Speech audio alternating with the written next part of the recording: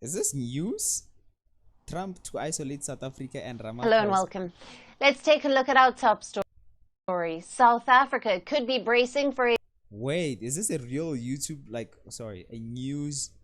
Why are they using such a bad camera, bro? big diplomatic challenge. Its foreign policy moves are in the spotlight, and billions of dollars This worth is of trade terrible. and aid First post 2 weeks ago. Oh my god. might be in jeopardy. This looming threat is from none other than the incoming US President Donald Trump. As per reports in the US media, key Republicans are already pressing the incoming Trump administration to kick South Africa out of lucrative trade arrangements. This if the South African government does not change its position on Russia, China, Iran, and Israel. Okay. South Africa is... So they're saying South Africa should leave BRICS so that it doesn't get like, first of all, that doesn't even, if you had to choose sides, like, I feel like South Africa is caught in between. I mean, South Africa already chose a side. She already chose a side. But let's say, for an example, you're caught to, like, sort of forcing, like, South Africa to go with the US and stop working with Russia and China. Like simple things. I mean, these things of BRICS is complicated. I'll just use simple examples. Most of the stuff, I would say, every country in the world buys from China, imports most of the things from China. Then why in the hell would you choose another country that you trade less with a country that you trade more with, without even saying, let's leave the BRICS thing out. Let's say BRICS didn't exist. What? Let's say BRICS didn't exist. Let's say the war between Russia and Ukraine didn't exist. Let's say you had to pick one. South Africa had to pick whether to trade with the US or China. Well, although I haven't done research on this, I would bet that we trade more with China than with the US in terms of importing important things, essential things of the country. I don't know whether it's currency exchange. I don't know much about that, but I would say importing stuff, like, we trade more with, like, buying stuff from China, just like the rest of the world is. Like, one thing I noticed about the US, and you guys tell me if I'm correct about this, the US hates competition and it kills competition. Even in competition. Let me give you an example. It's the same thing they're doing with TikTok right now. They're banning TikTok. Why do you think they're banning TikTok? They're banning TikTok because YouTube Shorts and Instagram Reels and Facebook stuff can't keep up. They can't create an app that has a good algorithm and a good user base, just like TikTok. You know what I'm saying? The same thing they did with Hawaii. You know what I'm saying? Hawaii was taking over not even just the US market, but the international market. The Hawaii, what did they do to it? Ban it. They did. There's another electric car called HYD, I think, if I'm not mistaken. It was trying to take over. It was so advanced than Tesla and other stuff. So for them, the US, for them to stay up ahead in the competition, the knockoff competition, the kill off competition, it's the same thing they're doing with TikTok. Ironically, what happened with the TikTok right now, people are using Red Note, another Chinese app. This is like the best time to be on the internet. It's one of the most funniest and interesting and entertaining. Let me watch this video. I yep a lot. Jesus is likely Christ. to be under intense scrutiny by the Trump administration. Some of the high-ranking Republicans have already shared their concerns over how Pretoria is leaning away from Washington's positions in a number of ways. Republican Senator Jim Risch, who is a high-ranking member of the Senate Foreign Relations Committee, has spoken to the U.S. media, telling them how South Africa's differing positions have an impact on the country's national security. There is also Senator Tim Scott, who has slammed South Africa for harboring sanctioned Russian ships and expanding relations with Iran. Both of these influential Republican leaders are expected to become more powerful when President-elect Trump takes office in January. And with their advice, Trump might take an action against South Africa. Most at risk is trade with the U.S. under the African Growth and Opportunity Act, or the AGOA. Now, this is a trade agreement between the United States and eligible sub-Saharan Africa. Let's think about another thing logically. That's like their way of dealing with competition. It's not creating a better, for example, in the idealistic world, right? If the US feels like it's losing South Africa because South Africa is trading more with Brazil and I mean with China and Russia, what they should be doing is coming up with better ways and better new economical strategies that can help them trade more with South Africa and then we don't need China and and Russia. But for them, it's like it's just so it's just so I don't know how to say this. For the past 20 years, the way it's ahead of it, that's how the US has been able to stay like on top, is because of the using their military power. First of all, clearly they're not using it at the time, but usually when countries try to pick up, then they come in and use their military power to, you know, take it down and stuff like that. But it's just so I don't even have words to describe it as of yet. African countries. It provides duty-free access to the US market for most exports from duty-free exports. We don't export a lot though. African nations. As per last year's data, South Africa has been the top beneficiary with around $3.6 billion worth of export, mostly vehicles and parts, fruits, precious metals, and chemicals. That's not a lot. That's not a lot. 3.6 billion. I expected more than that in my head. However, US-South Africa trade under the AGOA could be affected under the Trump rule. South Africa could also lose tens of thousands of jobs. Participating countries are required to meet a set of conditions to qualify to trade under the program. But key Republicans think that Pretoria does not meet these requirements, as it has boosted ties with the US rivals and has become foes with its allies. Talking about the rivals, firstly Russia. South Africa says it maintains a neutral stance on the Russia-Ukraine war, refusing to condemn Moscow's invasion at the United Nations. Then South Africa also joined Russia for military exercises. The US has also accused Pretoria for allowing naval bases to be used by the Kremlin. Then comes China. China probably comes... Then there was a program that was going on in the early 2000s where they were going around. I think it was even started. I think it started in the US. I might be wrong, but I think it started in the US. But they were going around and telling people to dismantle their nuclear weapons. And South Africa, damaged. South Africa participated. I don't know, maybe there was some benefits for participating in dismantling your nuclear weapons. But I don't think the US did. I don't think the US dismantled its nuclear weapons. Some of the stuff, I don't think the politicians are stupid, but some of the stuff, I don't think they're stupid. But I just feel like the public is being kept, we are kept for so much information that we think they're stupid in some of their decisions. I don't know, maybe there was some benefit if you had to dismantle your nuclear weapons. First on the list of rivals for Trump, but it is South Africa. Imagine someone coming to your home and be like, yo, you're not allowed to use weapons. Sell me these weapons or get rid of them, but I'll keep my weapons. I think that's how the conversation, if you put it in a simple logical explanation, that's how it went down with the US and South Africa, I guess. Africa's and other countries. Trading partner.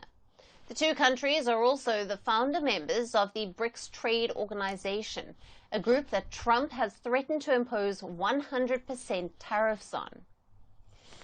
Next is Iran. There have been accusations of deep links between Tehran and Pretoria. South African President Cryril Ramaphosa has welcomed the inclusion of Iran in BRICS and has vowed to improve ties with the country, long known as a sponsor of Hamas, Hezbollah, and the Houthis. Now this brings us to Israel, a key US ally, but accused of genocide by South Africa. It is genocide. What are you say this? It is, bro. Come on, it is. South Africa dragged Israel to the International Court of Justice with this allegation. South Africa's majority ANC party has also met with Hamas. The government has also... You know, one thing I want to take time and study what is the Israel religion. I want to study it, bro. Like, I want to read. That's the like, I want to study it for the knowledge. I want to... Is it Zionism or Zionist? I want to study that. I really want to study that. Because I really want to see how does a person grow with certain type of mindset. How are they so programmed to behave and come to certain conclusions, and how they think Like I just want to study that, bro. Like for real. Like I just want to study that. Also issued a statement condemning the killing of Hamas leader Ismail Haniyeh this year. Though South Africa's President Cryril Ramaphosa had already been walking a tightrope balancing ties with Washington and its rivals, it did not impact trade under the Biden administration.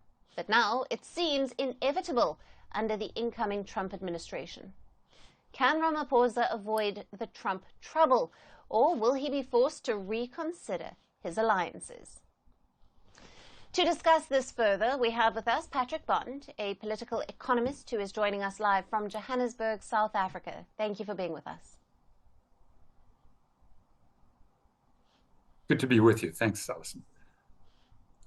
You know what always surprises me when I'm watching the news and stuff like this? You know, in the news, there will be someone in the studio and then there'll be someone like outside, whether they are reporting the weather or this guy. You can clearly see they are not in the same studio, right? They're talking over video call. Like, I'm always get shocked how much delay it is between the videos. Like, I get surprised because I can video call one of my friends, whether it's like that person isn't like in the US or like in Europe and stuff like that. You know what I'm saying? I don't experience so much delay. Like I don't. I can literally be on them with a video call and we'll be talking. We can have a conversation. We can actually even argue. But in the news, they'll be like, we're reporting over and we're taking over. We're sending the message in Sabelo that is in Iraq right now. Do you hear it? And that person, the video call will be like, oh yes, yes, yes. Like after like 5 seconds, that's where they get the message. Just like in this video right now. Let me show you right now. Like the delay was like, I think it was more than 5 seconds. Thank you for being with us. Good to be with you. Thanks, Alison. 4 seconds, bro. Now, what leverage do key Republicans have in influencing the incoming Trump administration's stance on trade agreements with South Africa? And how might South Africa's relationships with Russia, China, and Iran, as well as Israel, factor into these decisions? Well, you know, it's about 60 billion rand a year, about $3.5 billion a year in the trade benefits through the Africa Growth and Opportunity Act. And even though that was just renewed, at least through September, it is likely, I would say, that the hardcore Republicans will want to punish South Africa now that they have solid majorities in the Senate and House, the presidency, and the Supreme Court. So they're in complete power. That means they can override the World Trade Organization, as Trump has done before with sanctions against South African steel and aluminium. So I think cutting some of those benefits, which would hurt major Western firms, in fact, mostly Mercedes and a few German car companies, the Australian BHP Billiton for aluminium, the Indian but Luxembourg-based ArcelorMittal for steel. Don't get me wrong.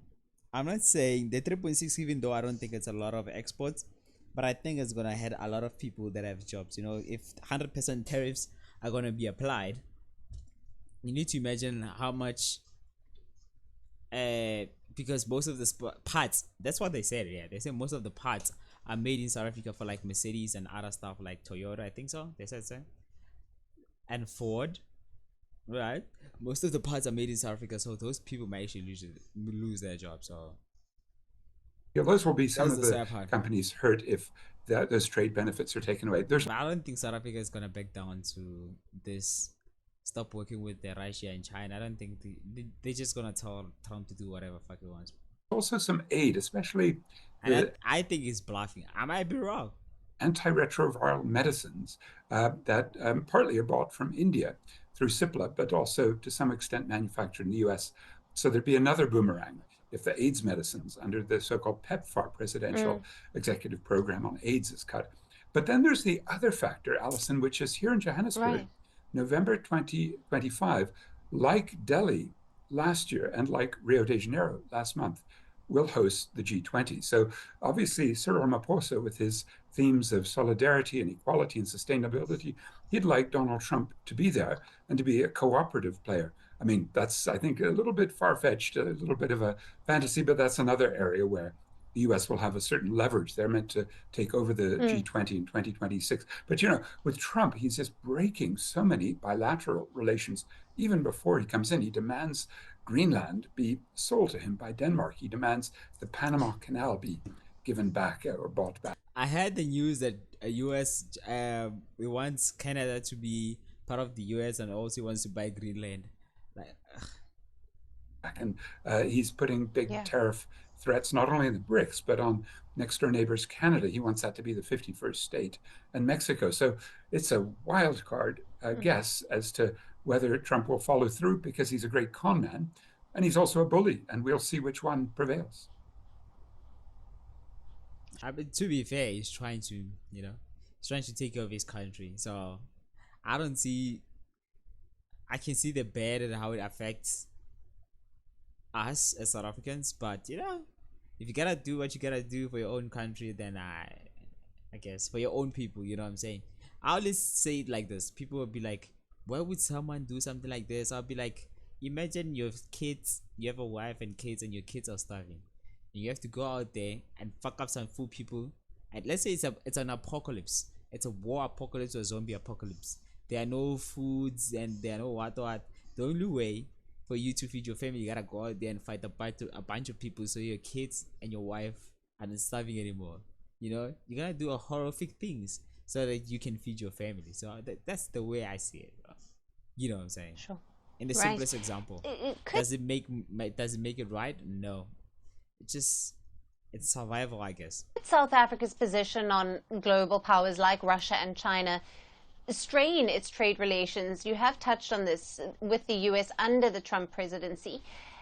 And what potential economic implications might this have for both countries? It's so interesting that if you're dealing with a bully, you can do one of two things. You can be obsequious. You can try and flatter them. And often that works with Donald Trump. He loves to be flattered. And that's what Cryril Ramaphosa, the South African president, did not long after Trump was elected. He said, "No, come to Johannesburg. We'll find a place to play golf. You'll love the golf and the weather in November." And his ambassador to the United States, Ibrahim Rasool, said last week that it looks like the megaphone, that is the Gaza solidarity, the attempt to support Palestinians in The Hague, in the International Court of Justice, by basically calling out genocide in the International Criminal Court, by getting the arrest warrants against Prime Minister Netanyahu, that megaphone diplomacy will end. And that was very disappointing to many in South Africa who thought, well, this is a very strong country. There are coal exports from South Africa, the number one coal exporter to Israel. The BDS, boycott, divestment, sanction demand has gone unnoticed. The attempt to cut diplomatic ties or to end the mercenaries from South Africa who fight for the Israel Defense Forces. Those ties remain, and I think they probably will, because we know Donald Trump is as close as can be to Netanyahu. And Patrick, finally, in your view, how might South Africa navigate its diplomatic stance on the contentious issues like Iran and Israel, while still maintaining favorable trade agreements with the US, given this political pressure? Oh, I think the US is just mad because South Africa took Israel to... Brad, the US is controlled by Israel. I'm saying it. I think it is, bro. I think it is, bro. From Republican leadership. Well, I mean, Alison, if the BRICS continue to expand, and don't forget, here in Johannesburg, they added Iran, as well as the UAE and Egypt, Ethiopia, and they tried to add Saudi Arabia, which now looks like it is moving away. But then in Kazan in October, another 13 partner countries have committed to join, including some important Southeast Asian nations. So you could sort of see an alternative arrangement, a pole in which, if Ramaphosa feels he's not getting anywhere by playing nice with this bully, he could then prepare South Africa for rejigging itself, not being so dependent on the exports of cars and aluminium and steel and grapes and wine to the United States. I think those will be cut, and those will be serious vulnerabilities. But also to make the point, probably, that a United States that for 4 years, 2017 to 2020, had Donald Trump and survived, and the United States electorate pulled out of it. And I think it's that hope, in a way, that there is a post-Trump, even before Trump comes to power again, that will give the world hope. The crucial one being the climate catastrophe, because Trump has committed to walking out of UN climate negotiations. South Africa plays a sort of middle road, often working closely with the West, but being critical as well of the climate catastrophe being caused by high emitting nations. And India, of course, as well, having done so just at the end of the last UN climate summit by being very angry that not enough funds were delivered by rich countries. I think that'll be one of the most important underlying tensions. It will play out in Brazil, the BRICS in the middle of the year, the big climate summit at the end of the year. And then the question really will be, will South Africa have the guts to stand up to a Donald Trump? Donald Trump may not even come here. I think Ramaphosa has the guts. I think he does. To the G20. He may call this. I'd be impressed, even though he doesn't make it on the news. He's a low-key guy. You know, Ramaphosa is like a low-key guy. He's very nonchalant, you know what I'm saying? But when he speaks, you know, he's saying he doesn't speak a lot, but when he speaks, everyone hears, you know what I'm saying? Yeah, I think he's well respected, like, around the world. Like, and he's low-key, he's nonchalant and shit. Am I too crazy about the whole nation and send his deputy J.D. Vance, or at some point he may just drop out of many of his multilateral arrangements and withdraw the offer for South Africa to join the United Nations Security Council as a permanent member, although without any veto power. And all we can do is guess, and I hope that the people in Pretoria are not only trying to play nice with Donald Trump, but they've also got in the back of their pack another harder card, which would be to set up some alternative arrangements and not be so dependent on the US for trade, investment, finance, and the AIDS medicines, and to find other ways to make up for, especially electricity that goes into those exports, distributed to small businesses here. Because next month we may also see our load shedding, our electricity cuts. Those would be the sorts of alternatives to trying to work with Donald Trump, a task that may be even beyond Cryril Ramaphosa. And load shedding in February? I don't think so. I remember. Right. Patrick, thank you very much. It's always great to have you on the show. Very interesting. I wonder which route is gonna happen. Do you guys think Donald Trump is actually gonna stand on business and put 100% tariffs on all countries that export to America? I don't think so. Here's my I think in the long run, every country that has tried to isolate and try to create its economy within inside has thrived. But here's the thing: the US dollar only works because other people are using it. The US dollar doesn't work on its own, though. You get what I mean? I don't know if you guys know this. The US dollar doesn't work on its own. The only reason why the US dollar works is because it is not only it's because the rest of the world is using it to trade, and most of the time they force other countries to use it. You know what I'm saying? It only works because the rest of the world is using it. If you're gonna cut off the rest of the world, I don't think the US dollar is gonna work within itself inside. Because if we've got to put 100% tariffs on all countries, I would say most of the countries. I'm not saying all countries, but I would say most of the countries that if you combine all of them, they probably export to US 60 or 70% of the things they export. It's like things 60% or 70% of the things in the US are exported from these countries. What I'm talking about, especially in China, this business, and Mexico that is close by. I think it's gonna make prices higher, and then those suppliers are not gonna buy from from that, or when they're gonna buy, they're gonna raise the prices of this. Inflation is gonna go so crazy. That's my whole thing. I think it's just a bluff because he knows inflation is gonna go so crazy unless they sat down with some crazy economist and they show him a great grinder plan. But I think it's gonna take a while. The first things that are gonna happen after putting 100% tariff is that's gonna hurt people, the buyers, the people that buy. It's gonna raise inflation so crazy. That's the first thing that's gonna happen before things are gonna get better for the US. But that's just my opinion, man. I love political stuff, to be honest. I love talking about political stuff. Let's go back to degenerate stuff.